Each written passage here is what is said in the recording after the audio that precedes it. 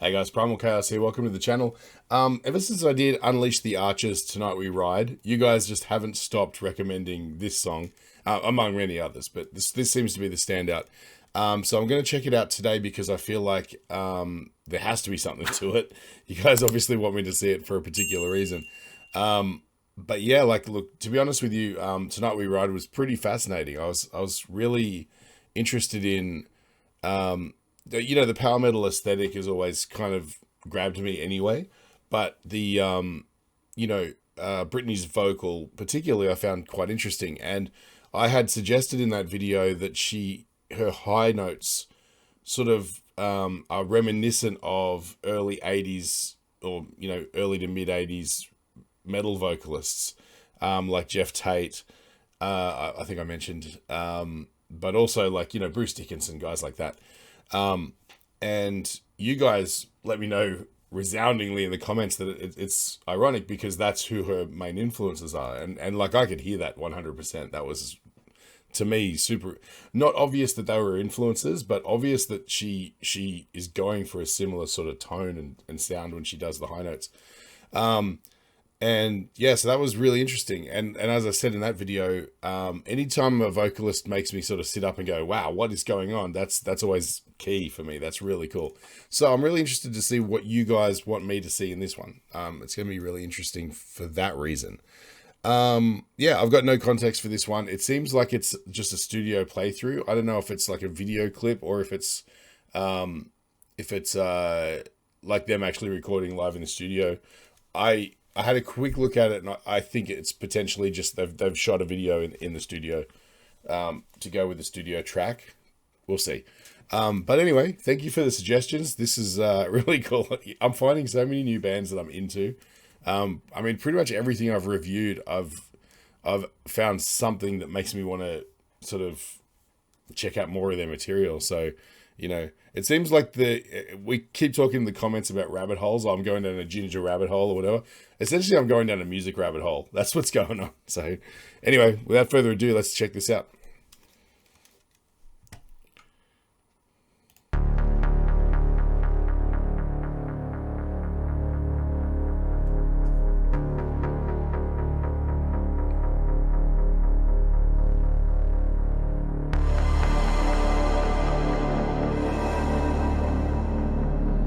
It's almost 80s sort of Vangelis,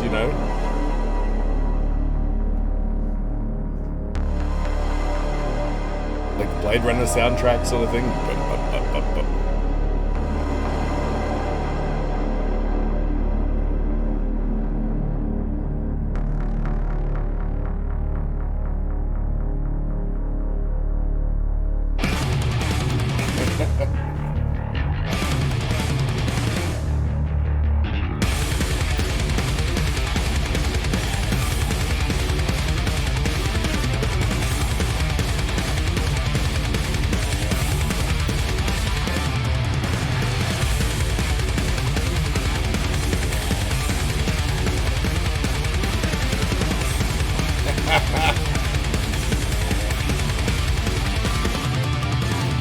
Oh, wow. Okay, so this is going to be some guitar nerd stuff here. Hang on, let's get back to that shot. Where is it? So, as far as, like, my take on guitar goes, as far as metal guitar goes, you fall into one of two camps. You're either, like a Jackson sort of guy, or you're an Ibanez sort of guy. And this is that dichotomy writ large on the screen right now. There's other brands, people like ESP and stuff too, but like, it seems like if you're into shredding, particularly in the sort of early 90s and stuff like that, you had basically two choices, and then there was some ephemeral ones, but you were either into Jackson, which has sort of like more of an edgier, sort of choppier kind of sort of tone, and then you had your Ibanez, which is a bit more all-rounder. But you can see which camp I fell into. That's the same headstock Ibanez Prestige. Yeah, so I'm Team Ibanez. But yeah, that's funny because it's one of those things, like putting them both on the screen like that is hilarious to me anyway. All right, I'm just gonna jump back a little bit more.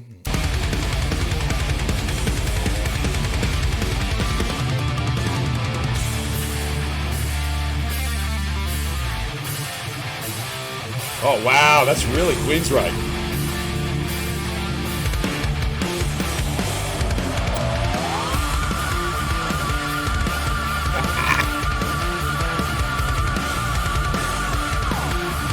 Great layering. Wow, that's really nice.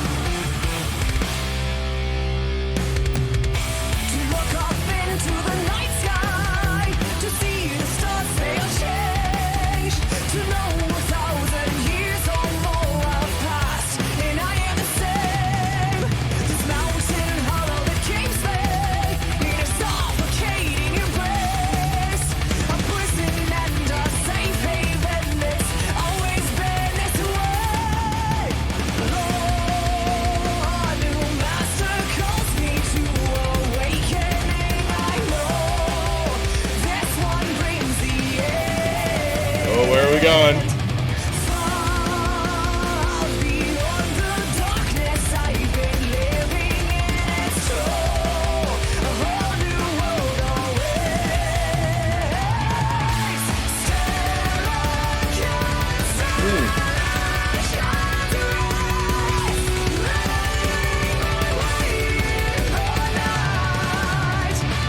Okay, I did not see that coming. I knew it was going to go up, but it's interesting that they took it to that sort of major key place where it's like really uplifting and positive. That's, oh, sorry, bumped the mic. Yeah, okay, let's go back. Since I've cut anyway, let's go back and just look at some things. First of all, I'm a Bundy junkie. Could be the greatest t-shirt I've ever seen. It's really interesting because they, like I said in that intro, right before she does that big note, it's such a Queensryche aesthetic, like that, those sort of held chords. Whereabouts are we? No, back further. Problem is everything in this video looks the same because they got like 5 camera angles. Yeah, just before this. So they sort of do this thing where they let like the notes hang in the air.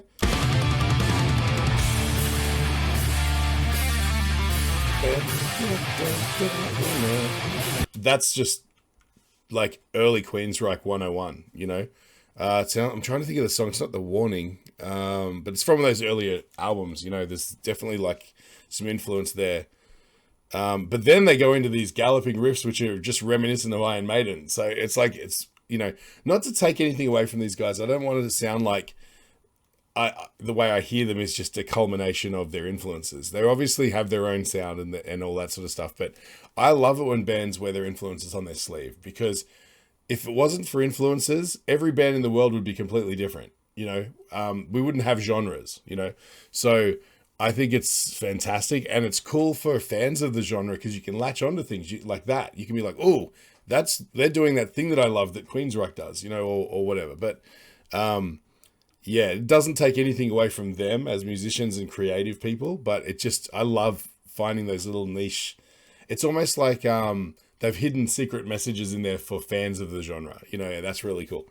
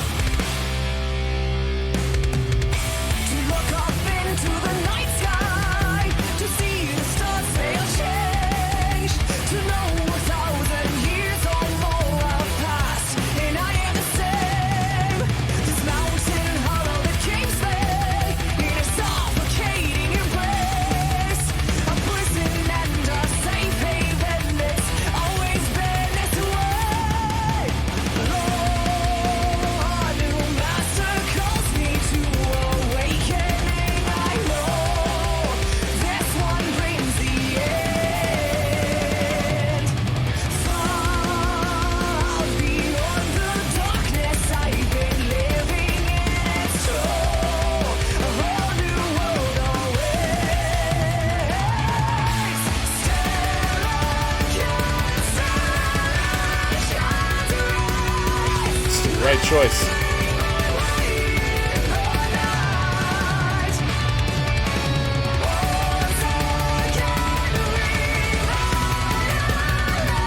That's That's really cool, actually. If you watch the bass player's fingers here, that's where that galloping rhythm's coming from. You can see he's doing these sort of like triplet sort of things with his thumb and fingers. You know, like it looks like he's not doing much at all with his right hand down here at the bottom of the screen.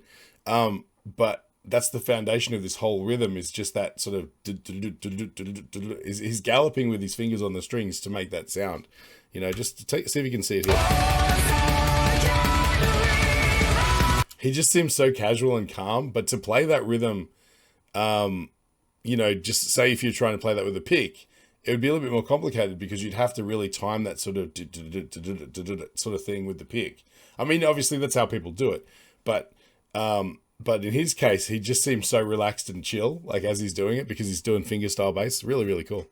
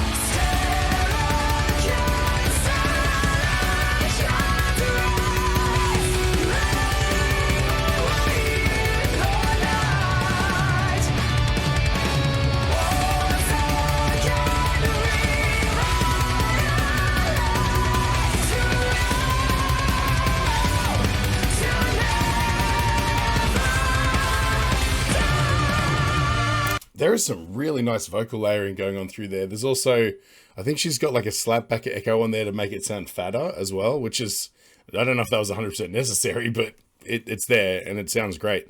Like just have a listen through. You can sort of hear her voice sounds like several voices at once. It's double tracked and stuff like that. At least to my ear. It could be just effects, but...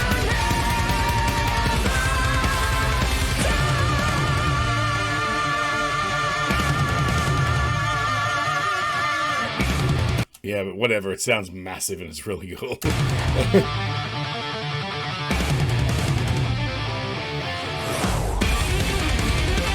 Oh, nice.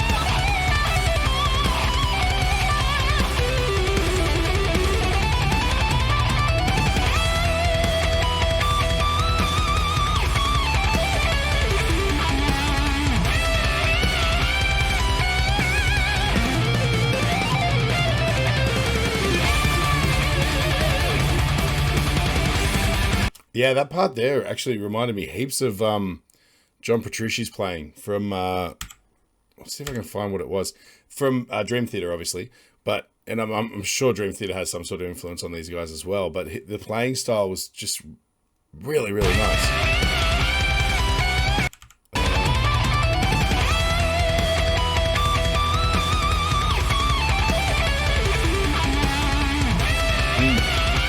It's beautifully melodic, and that's kind of like as much as John Petrucci's a shredder and a fast player, melody always seems to be key for him. Like it always has to be a great and interesting, typically esoteric kind of melody over what they're doing. And I mean that sort of rhythmically as well as note wise, right?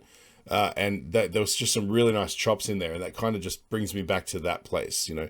And I mean, being compared to Petrucci is not a bad thing, believe me.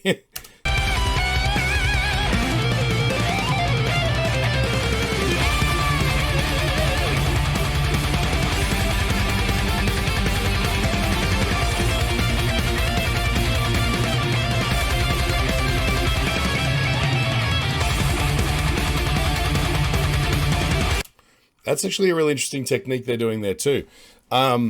We talked in one of the other videos about two-handed tapping, right? Which it was what he was doing earlier in the, I think the original, the first part of the solo, where two-handed, that sound?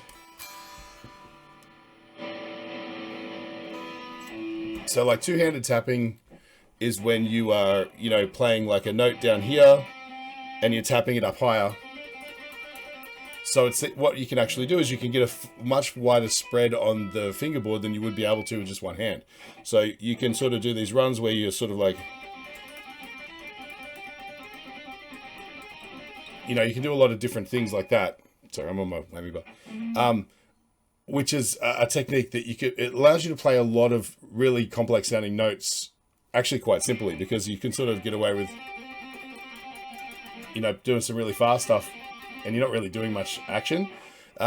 What they're doing right here is a whole other technique where you're still doing the hammer-ons and pull-offs, but what you're doing is introducing an open string, like just an open string into the equation. So it looks like they're down here, but it's like, so basically what you're doing is you're introducing, rather than just playing like up there, you're introducing an open string in between each note. So you sort of, it's almost like tapping in reverse, where instead of tapping up here, the nut down here is essentially playing a note for you by not having anything fretted. So you're doing like I'm obviously exaggerating the movement so you can see, but so like you'll have a note and then you'll take your finger off and then you're playing this note down here and then you're playing this note and then you're playing that note and then you're playing. And so it's just one of those little trickery things where you can, man, I'm out of practice. Yeah, so, but that's just a really cool little technique that, again, it makes it sound like you're playing a ton of notes, which you are, theoretically, but it's one of those little wizardry guitar trickery things that sort of is really impressive looking and sounding. I just love it.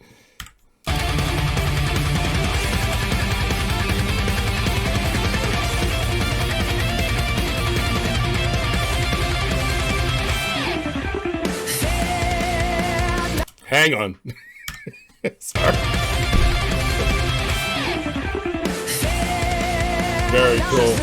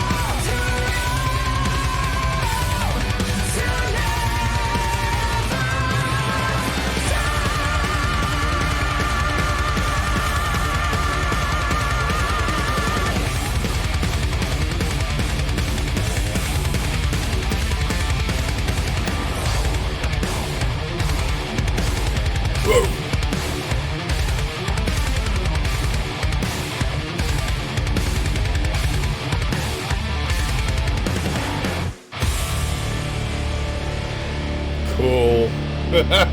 What a great song. Man. Alright, we'll be right back. Seeing colour for the first time can be a little bit of an awakening. See what I did there?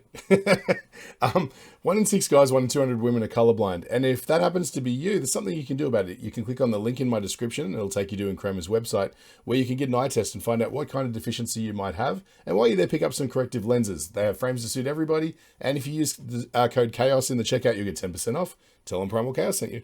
Okay, so I really enjoyed this song.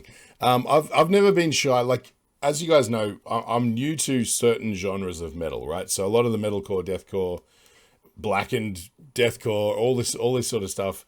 Anything with sort of predominantly more extreme vocals is kind of new to me. However, I've always been a fan of, you know, power metal bands, Symphony X, particularly, Nightwish, you know, Camelot, all of those European sort of bands and stuff like that as well.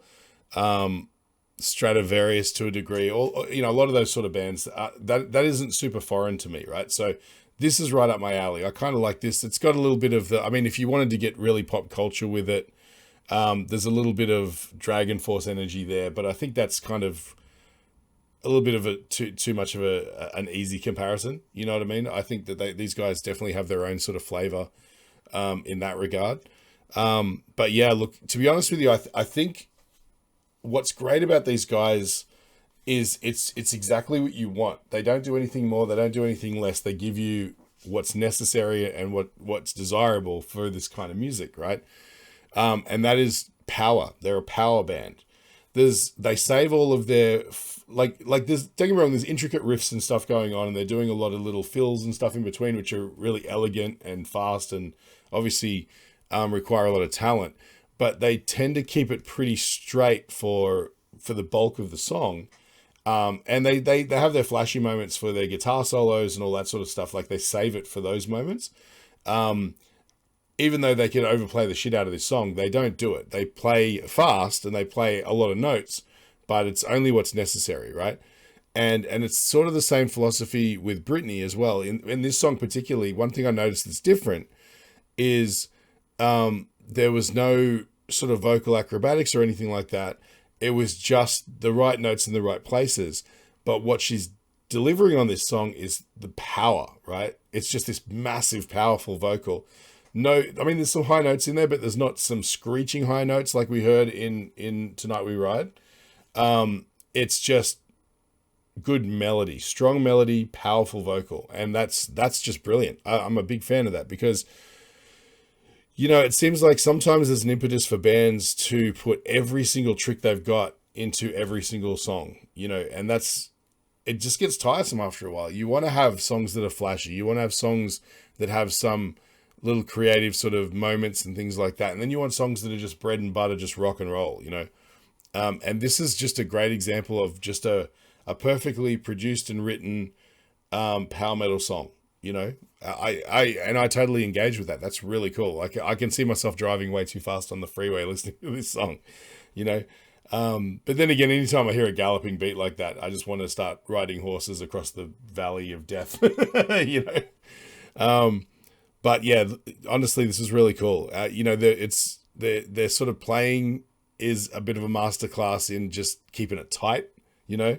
I didn't even mention the drummer. He was just pulling out some really nice sort of flair every once in a while. His fills and stuff were really solid as well. Big fan of that. And again, he's doing his job. He's just keeping time with a minimal amount of flair until it's necessary. And then he shows you what he's got, you know. And with a band that's playing so many notes like this, it can easily get overly complex to listen to the ear. And that's why everybody gives each other their space for their moment, you know. Really, really cool. It shows a lot of maturity, actually. And I can see that these guys have probably got a lot of material under their belt, probably even before they sort of made it. You know, there's probably material that they've written that, I mean, I don't know the history. They might have just formed right before this. I don't know. But these guys strike me as guys who've probably known each other for a really long time. And, you know, they've probably written a bunch of songs no one will ever hear prior to their first release, you know. I don't know. That's just the vibe I get. So, but anyway, excellent video. I really loved being able to see what they were doing. Like, visually, that's always really cool as a guitar player. And particularly also as someone who doesn't really play drums, and I can play a little bass, but I wouldn't say that I'm a bass player at all, because I actually know what bass players do and what they're capable of. And any guitar player who says I can play bass, dude, some of you maybe, the majority of you, if you own a bass but you dabble in bass, you don't play bass. You play guitar on bass. So, you know, getting to see into that world a little bit is nice as well. So that's really cool. Yeah, I'm still Team Ibanez. But who knows? Maybe one day that'll change too. Anyway, thanks for the suggestion. That was an awesome recommendation. And as usual, if you found I've brightened your day at all, feel free to buy me a coffee. I'll put a link in the description. All these videos get demonetized, so that's really nice.